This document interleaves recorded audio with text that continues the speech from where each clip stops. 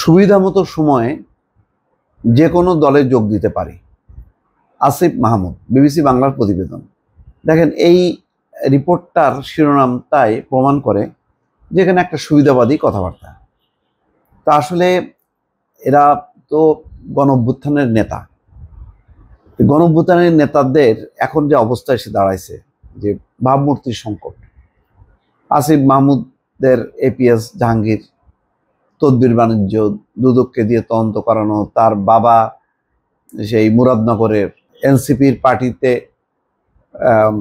তার সংবাদ সম্মেলনে উপস্থিত হওয়া, তাদের অনুষ্ঠানে উপস্থিত হওয়া, বাবার নামে লাইসেন্স, আবার সেই লাইসেন্স বাতিল হওয়া, সব কিছু মিলায় জায়গাগুলো কিন্তু খুব ক্রমেই জটিল হয়ে যাচ্ছে।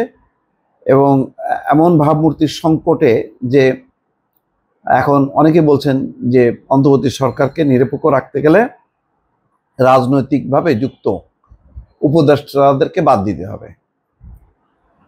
যদিও সরকার কোনো রেসপন্স করেনি, এখন উপদেষ্টা তাদের নিজেদেরই ভাবা উচিত এই অবস্থায় কন্টিনিউ করা মানে কি। এতে কিন্তু রাজনৈতিক ক্যারিয়ার দাঁড়াবে না।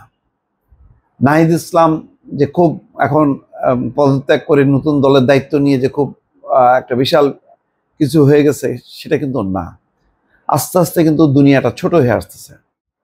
মাহফুজ আলমকে নিয়ে তেমন কোনো বিতর্ক নেই, সাবধানে সে কথাবার্তা বলছে, চুপচাপই আছে। কিন্তু আসিফ মাহমুদকে নিয়ে বারবার বিতর্ক হচ্ছে।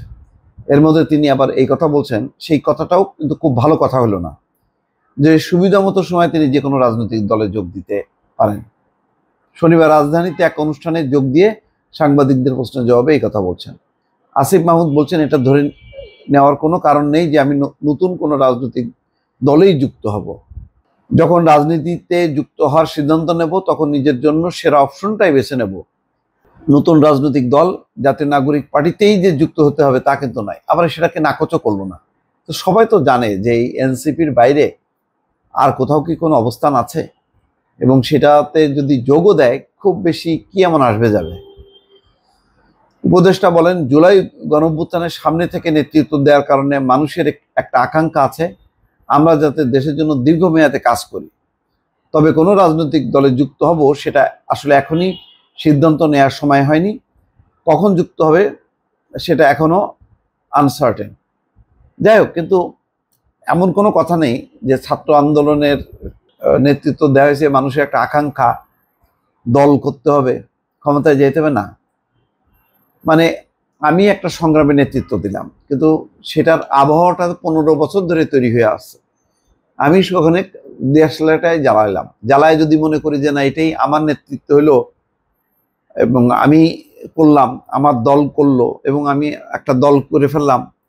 এখন দল করতে গেলে যে যে কি অবস্থা হয় এটা বোঝা যাচ্ছে। কোথাও কিন্তু তেমন কোনো সাড়া শব্দ পাওয়া যাচ্ছে না। কিছুটা সরকারের পৃষ্ঠপোষকতা আছে, সমর্থন আছে। ওই জেলায় জেলায় প্রশাসন খুঁজতেছে কোথায় সমন্বয়ক আছে। তারপর সমন্বয়করা যা করতেছে, ইতিমধ্যে তাদের সেই ভাবমূর্তি অনেক জায়গায় নষ্ট হয়েছে। এখন সমন্বয়কদেরকে আর ভালো চোখে মানুষ দেখে না। সমন্বয়ক বললে মানুষ ভয় পায়, এবং তাদের অনেকের বিরুদ্ধে চাঁদাবাজির অভিযোগ আছে। অনেকে বহিষ্কার হয়েছে সংগঠন থেকে, অনেককে গ্রেপ্তার করা হয়েছে। তো এইসব মিলায়ে যেই পরিস্থিতিটার সামনে আসিফ মাহমুদ বা ছাত্রদের যে দলের, এটা কিন্তু খুব হতাশজনক, এইটুকু বলা যেতে পারে। দর্শক ভালো থাকবেন, আল্লাহ হাফিজ।